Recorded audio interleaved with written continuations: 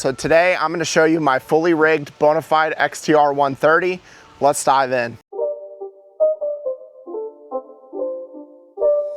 It's not a game, it's a rich thing.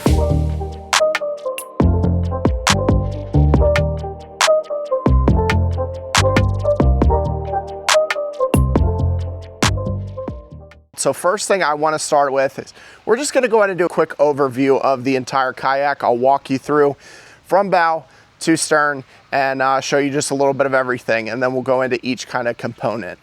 Hey y'all, so you guys might hear the wind. It's kind of crazy today. That's why I didn't actually go out, so I'm doing this kind of review video for you. So first thing is we have our XI3 over here on the bow, and this thing, I've had it with my Titan X, and this thing through a season and a half now has been awesome. Then you have these power link plates. I have this set up for my little pull cord to go ahead and deploy the XI3, and we went and ran this through the kayak, and I got my little knob here to go ahead and pull it out. So just pull on that, it'll drop it down, and we're good to go. All right, so going on, obviously I can't pull the hatch up now, but we have all of our internals kind of in here, and we're gonna go ahead and dive into that. That's gonna be part of it. Then, you know, as we go here, you know, we kind of have the command center. We have a Garmin 7.3 SV, a 106 SV, and we have our phone here for taking any kind of shots, you know, with our catch board for a tournament or just need to go on a live or anything like that. We have our Wizard FCS steering, and that is going to, you know, steer for our NK300 when we get to the back. On this opposite side, we have our LVS 34 live scope unit, and that is on a Railblazer Hex 30 mount. We got our little tray here for keeping our stuff. We'll dive into that. Got our throttle for the NK300. We have our Millennium seat. We have our 16 by 16 black pack, which we keep our rods on there, as well as our keep our net on there. Got my little cup holder in the back. Don't be shy. We have our catch board set up on the Yak Attack double header, and with that, on the Yak Attack double header, we have running our Yak Attack Boomstick Pro going and running up to our camera for running for the back. On the back here, obviously, we have the NK300. Just picked this baby up not too long ago. I've only taken it out on a few trips. So far, it's been really awesome, but there are some cons to it. We can kind of talk about that. I'm going to give you guys speeds and everything for my new port as well as the XI3 as well. So let's go ahead. Let's not waste any more time. Let's dive in. We'll start out with the motor. So we'll go, since we're already back here, we'll talk about the NK300 first. All right, y'all, so going into it with the NK300, I really like this, having this on the back. It is a lot easier for me to get to A and B than having my XI3 in the front. I would have actually really liked to have this on my Titan X. I feel like it would have gone a lot faster, but so far it's been good. The two things that I have complaints on this, you know, going into it, with it being on the XTR, well, I guess these are kind of complaints in general that people have with the NK300, is first, it wants to kind of go to the side. So it kind of pins itself on the corners here. With this triangle, I know different people have different suggestions, you know, whether it be putting a kind of like a bracket here to kind of a collar to kind of stop it from turning. And I also noticed this metal is starting to, kind of the lift support bracket, I guess you want to call it, is kind of starting to bend from it being on the side, which is kind of an issue. I think they make a couple of them that's like a boomerang style that we kind of can replace that, which we will end up doing eventually. You know, getting it on and off here isn't that great. I never really use the reverse because I have the XI3, but I think I'm going to try to take this out one time with just the NK300, so we will put the release on there. Getting it on and off isn't too bad. I don't mind it that much. But overall, I mean, I can't complain. Now, for my speeds, you guys are probably wanting to know what are my speeds with the NK300 on my fully loaded XTR, and I'll say I get maybe 5.5 to 5.75 on a good day, but I would say like low between 5.3 and 5.5 is what I'll get as a regular speed on this.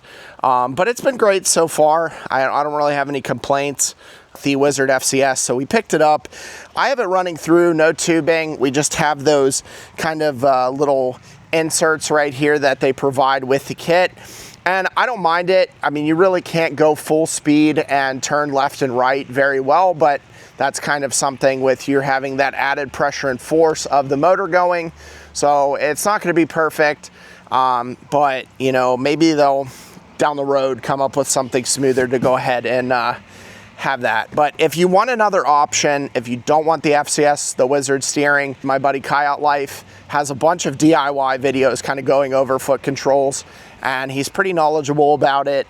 So go ahead and check that out if you guys want to see that. I'll leave the link to his channel down in the description.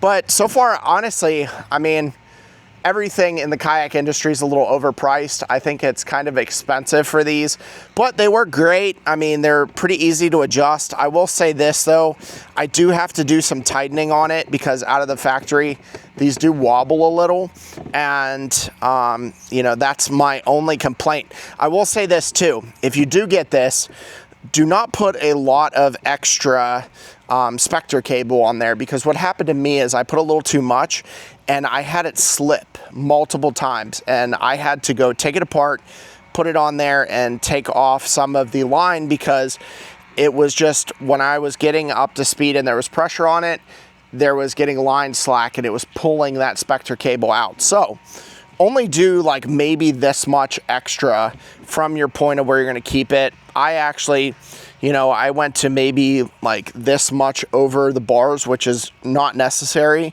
But so far it's been pretty good for me. So let's go ahead and move to the XI3 and we'll talk about that in the front. Going into the XI3, we had this on our Titan X. It worked out really awesome for us. With my Titan X, I got anywhere from 4.5 to 4.3 miles per hour. On this, different story. We're looking at around like 3.5 to 3.8 maybe, and pushing, I've gotten up to like 3.9 on a good day with no wind, nothing. Probably with the wind at my back kind of pushing a little bit of current on it, I could probably get over 4, but I easily pushed 4.5 on my Titan X fully loaded. With this, I can't get to 4, you know, without some help. So I'll definitely say that it is not going to be super fast for you. But overall, it's pretty easy. I will say this, you don't have to have this release cable up in the front to go ahead and release the motor down. You can easily get on the deck, push the button down, and, you know, go ahead and deploy it and undeploy it. Now, you know, with your Garmin's and all your, you know, station and stuff, it kind of gets a little not as easy to do. It's still easy to, or still doable if you don't want to put a release cable. You know, we have our little lift cable here, standard basically for the XI3. A lot of you guys probably won't be getting the XI3. A lot of you guys are probably going to have the Minn Kota Tarova, or so I can't really speak on that, but if you do have an XI3 and you are thinking about either getting the XTR or, you know, being able to purchase a XI3, you know, secondhand or whatever, you know, it does the job. And honestly, the spot lock is amazing. I really love it. It's been great for me. So that being said, really like having the XI3 on the front with the bow motor. Next, we'll go ahead and, you know, just start talking a little about the rest of the kayak. So, all right, y'all, so diving into electronics specifically to start, we'll go ahead with our graphs. So we have the Garmin 106 SV Ultra 2, which I really wanted to get this one because of the feature of being able to record on it. So if I ever use my live scope, you know, I see something really cool, or, you know, have a nice catch or anything, I can go ahead and record that for you guys to go ahead and put on the channel. I thought that was a really cool feature of this, as well as the faster processors. Nice. I've had this Garmin 7.3 SV for a long time, back to my Recon, Wilderness Recon. And it's been great. It's just a really small screen, and I figured a big kayak, you need a bigger screen. The 106 SV, I really wanted to have a bigger screen also, you know, for seeing with the live scope, especially my seat's a little farther back. But so far they've been great. The quick release on this, I'm not a huge fan. I like the older kind of plasticky version a little better. But we have this set up. We have trolling motor wrap that we wrapped our wires on. And, you know, we have these two just on the Yak. What is it, Yak Gadget? Yeah, we have it on the Yak Gadget bar, the Captain's Bridge, which has been great so far. Really good price, a lot cheaper than what you're getting your Captain's Bridge from Native or Bonafide, but also awesome option. And then down here, you know, we have our Yak Attack phone holder mount, which has been great, which it's nice because if you want to, you could easily just turn it. So if you want to go ahead and record something, you can go ahead and turn it like that. And then if you want to go kind of live on, you know, YouTube or TikTok, you can go ahead and just face it like that, and then easily just pull it off to go ahead and take a picture of, you know, your fish that you're, you know, with your catch board. So that's nice. Not too much on the electronics for that. Next, we'll dive into the cameras I use, which we have this right here is the Action 4, which I use that Action 4. I'll go ahead and take it off, and you know, that's how I record my intros. I'll be like, what's going on, y'all, blah blah blah, you know, here's what we're doing. Then I can easily station it here and kind of get some cool shots from farther away, you know, being able to extend this out. I might go ahead and attach a power supply to it, but honestly, the DJI, shout out to them, with the Action 4 and 5, the battery life is really good. The 5 a lot better because of the lower bit rate, but still has excellent images. And then you have here is the Action 4, you know, that I can go ahead and, you know, get a nice crisp picture to go ahead and record my intros, or, you know, just showing kind of a front view of me, whether I catch a big fish or not. So really like this. This is on the Panfish Pro. And that has been really good for me too. I actually put a dog bone attachment on it to make it a little longer. All of the Yak Attack stuff that I have on here, or kind of any of the stuff I got, I will go ahead and leave that in the description on my Amazon affiliate link. Helps me out. Doesn't cost you anything, just supports the channel, and makes it easier for you guys to go ahead and get your stuff to build your XTR. So we're gonna go ahead and we'll show you how we set up the transducer, and then we'll kind of show you how we set up our camera in the back. Okay, so my transducer is back here. Now, the only issues I have found with having the transducer back here is it interferes with my NK300. So if I'm doing side scan or side view, however you call it, you're gonna get a lot of disturbance and, you know, issues with noise and stuff when that is running, as well as even when you bring it up, you're still gonna kind of get a little water kind of coming off of this, and it causes issues for it. But when I only have my XI3 on, this thing does really great with side imaging, and you're still good on the left side. It's just showing you the right side is gonna be kind of distorted a little, which sucks. But that's something I kind of figured out along the way.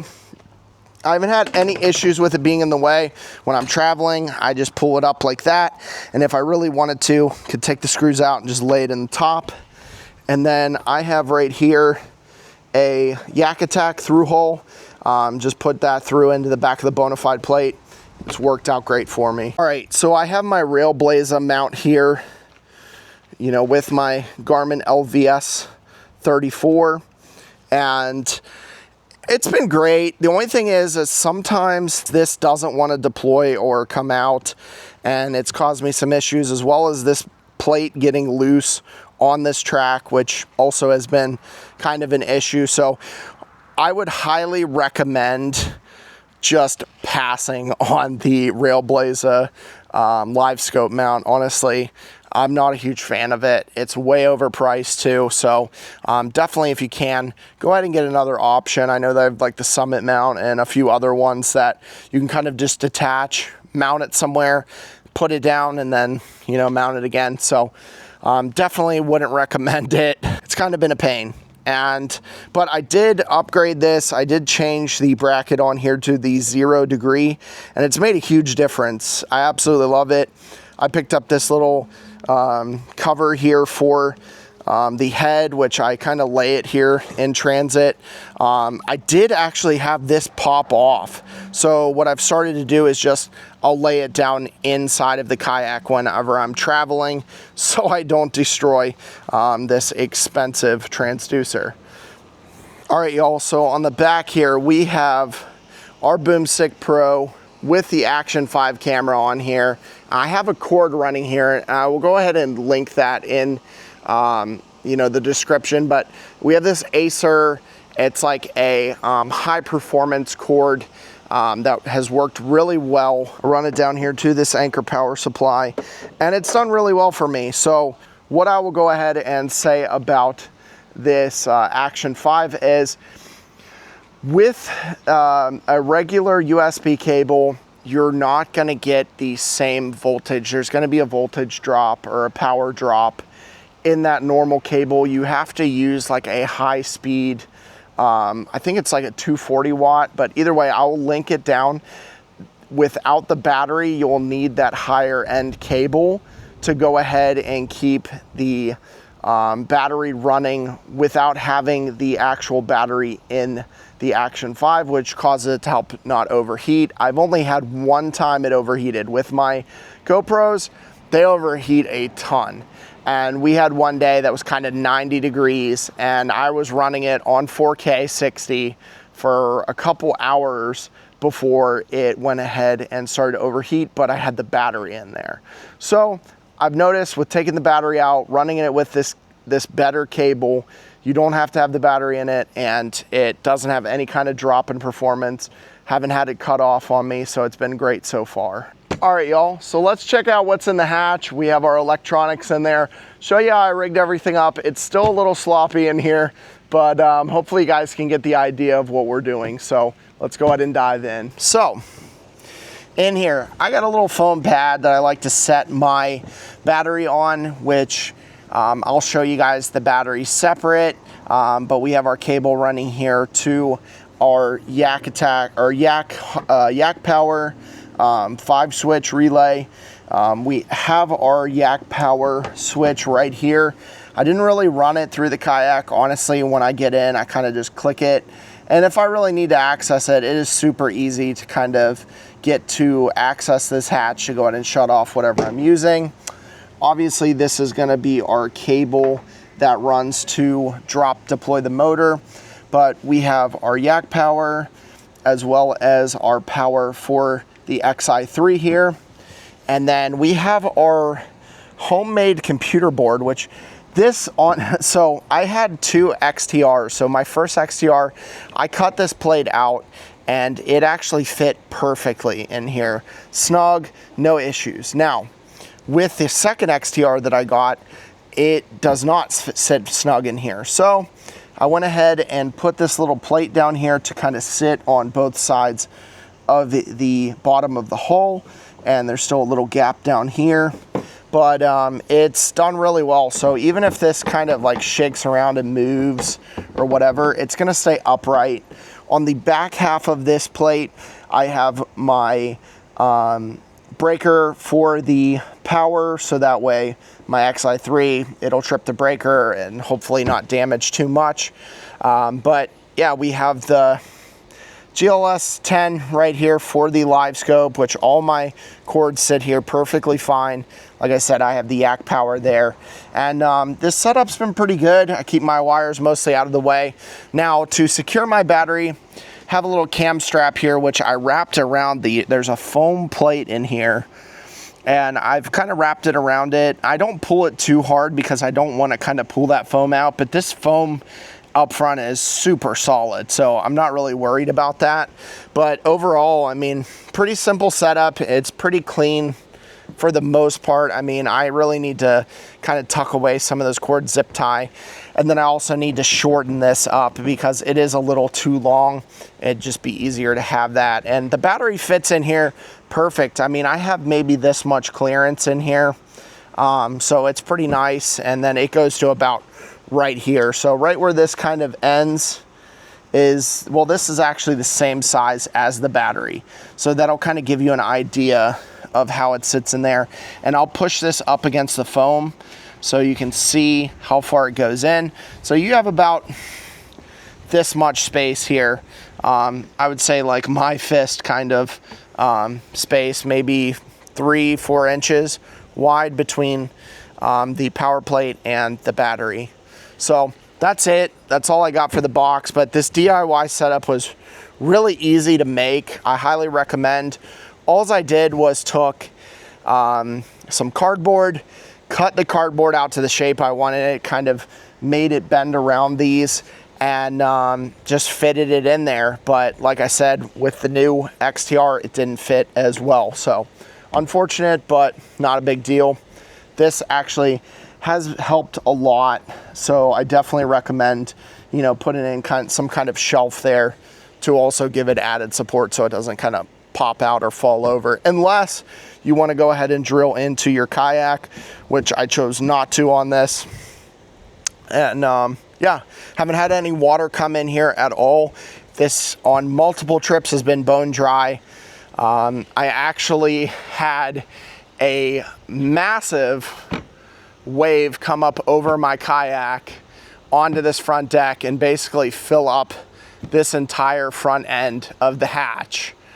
And we didn't have any water get into the actual hull itself. So that's been great, no issues with that. All right, so next thing we're gonna do is we're gonna talk about the storage, so all stay tuned.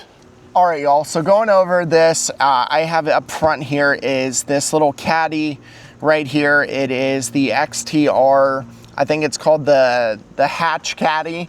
But this has been great. I really don't use the cup holder on it, but I definitely put my pliers on it. I like to go ahead and any loose baits, put it in there, helps avoid any kind of issues with stuff going on. But as you guys can see, I kind of put my Yak Attack holder here, or my phone holder over where the cup holder goes, because I really don't use it that much.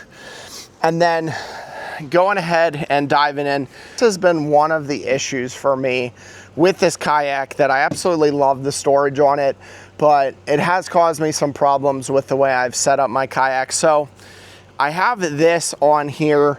I have to take it off. First off, take this off, set it down, and then as well I have to take my pliers out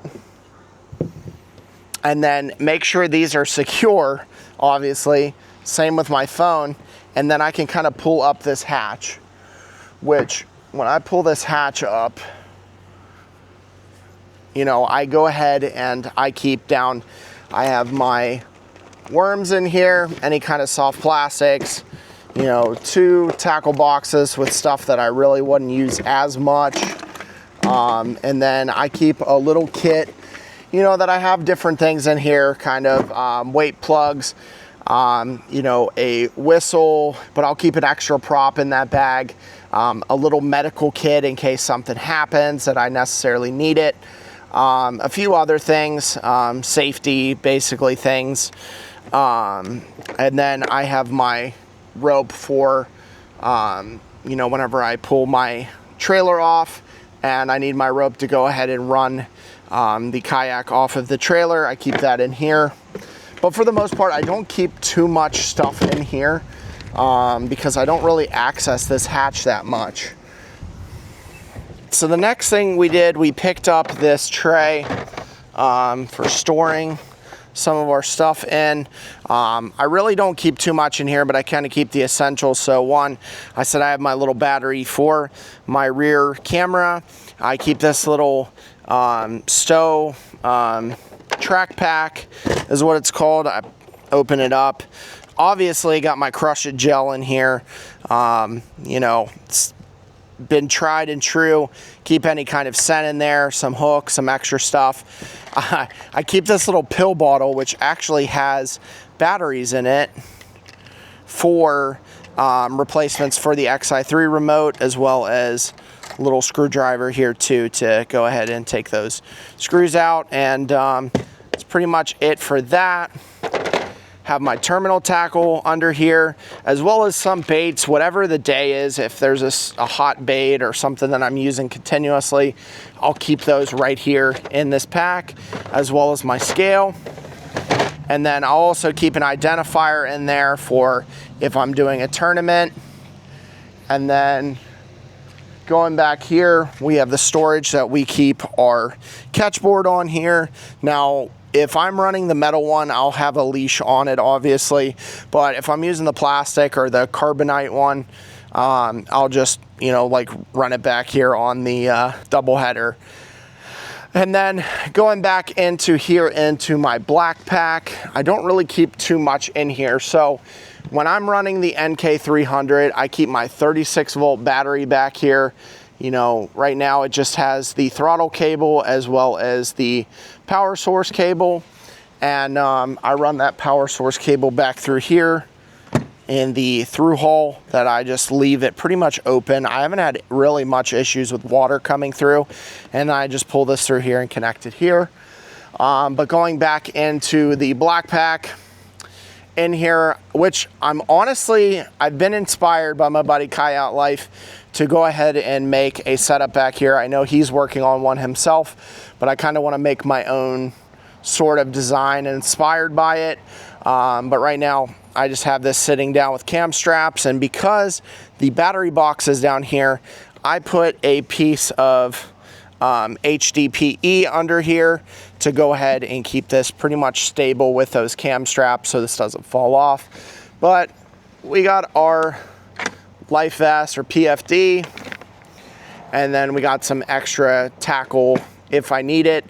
Now, obviously, if I'm running a tournament or whatever, I will probably have, because I can't use two motors, I would probably put a extra 100 amp hour battery back here as a backup, as well as, you know, have my tackle boxes in here, and I'll probably move this foam block that I kind of have blocking the two off because I won't be running power in here. But like I said, I normally have my 36 volt here in the back and then have some gear kind of wedged up here in the front. But there's plenty of room back here. But like I said, I really don't need to have all of that, especially I really should be wearing my PFD. Really needs to be a habit that I start wearing it more frequently, and you know, I'll have a little bit more room back here. So that's really all I have for the black pack back here, but that is my solution. Running these cam straps with the Yak Attack, I don't know what these are called, but they're little basically fasteners here for running cam straps, and then I run them through the handles here, and it's been great. Haven't had any issues, haven't had it fall off or anything, which then I have two rod holders on the side here, two in the back, and then I will either use these both, and basically once I have the XI3 down, just basically lay my fishnet up here in the front deck, which just kind of show you guys, we just put it like this, run it right up under here and set it there like so. That's usually how I have it, so I'm ready for a fish. And then obviously I'd have these two available. And then honestly, so they give you these side rod holders. They come with these from the factory, these kind of side stage rod holders or whatever you want to call it. It works perfectly fine if you want to sit your rod in here. It will run down here, and I can even use this with having my live scope on here. It'll run right under. I have my release cable for the NK300, and I have it under here, which this is the tip protector for it. Now, what I will tell you is when you have this down in here, your rod tips with this actually down in the right position, they will seem to, without any kind of like cover like I have on here, they'll kind of creep up into the gap here. So I've noticed some people putting PVC tube in here additionally, so the rod tips go into the PVC tube and not getting pinched down underneath here. So that just being said, forewarning, you could damage your rod by putting it in there. I would definitely put some sort of added protection under there. So that is one of the flaws of using this side kind of rod storage. So I almost forgot to show you guys my battery setup. So I keep all my batteries right here. So we have this Time USB, the 38 volt 50 amp hour, which we use for the NK300. That has been absolutely great so far. For the charger for that, we are using the Time 38 volt charger. You can get these on Amazon. And then for my main battery, I use a Power Queen 12.8 volt 100 amp hour battery.